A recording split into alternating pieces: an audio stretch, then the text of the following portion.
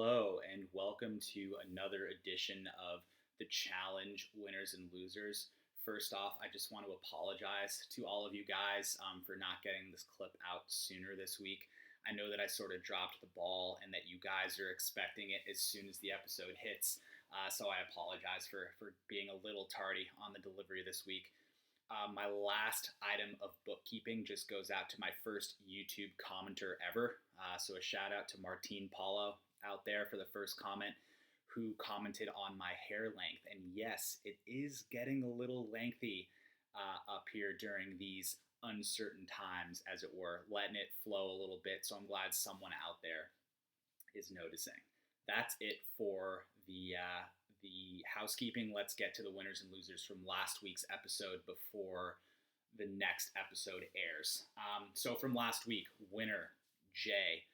Technically, you lost in purgatory. You got a little bit shocked by Rogan's physicality and had to bow out. And while you may have been a loser in the purgatory, you're a winner in my heart, my man. You really left it all out there this season, proved yourself as a competitor, made it through the rookie hazing part of the challenge, and when you come back, you'll be better positioned to really take it to those other guys out there. So come back, Jay. We're expecting big things from you in the future. My next winner, Wes and Bananas as a power couple.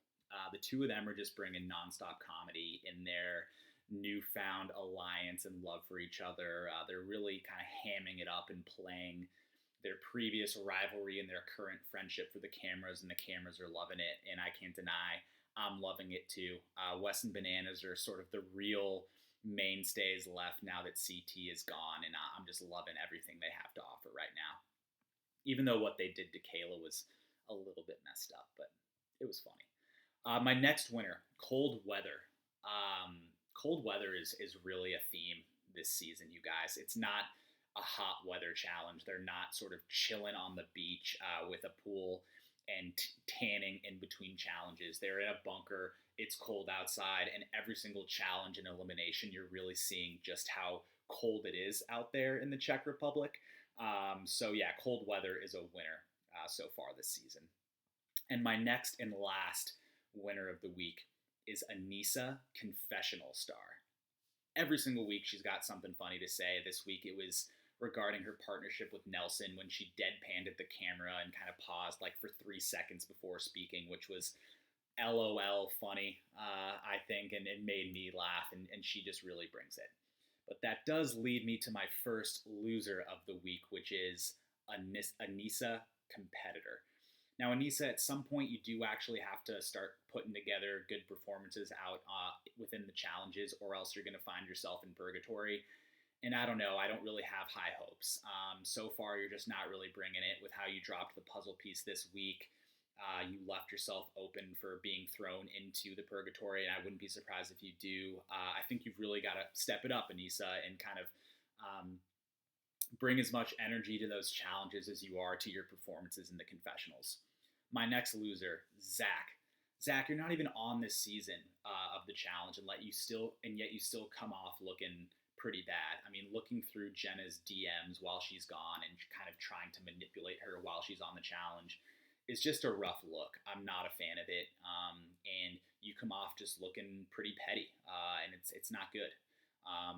My next loser on that same note is Jenna. I mentioned a couple weeks ago how she didn't necessarily seem all that mentally there for one of the challenges, and then this episode just showed how out of the game she seems to be. She doesn't really seem to be mentally there, and I don't think that bodes well for her future on the show. My next loser is Wes. You were a winner as far as your relationship with Johnny is considered, Wes, but in terms of how you're playing the game, I can't help but notice that once again, you're forming so many different alliances, trying to play, not only Johnny, but also Dee and also Swaggy and Bailey.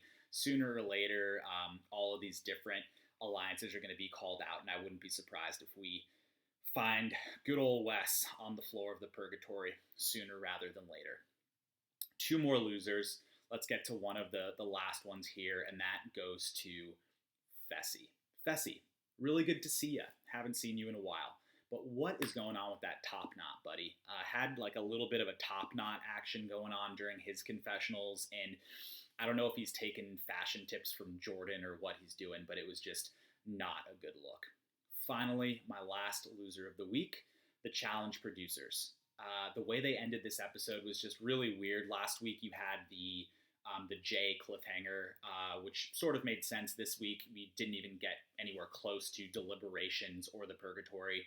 Really, like, kind of wanted to see the purgatory, the eliminations, which I expect at the end of an episode. So I don't know. I'm not a fan of that sort of tinkering with the fans' expectations there. So a little L for the challenge producers there. And that wraps it up for this week. Thank you for tuning in again, and see you in a bit more of a timely manner next week.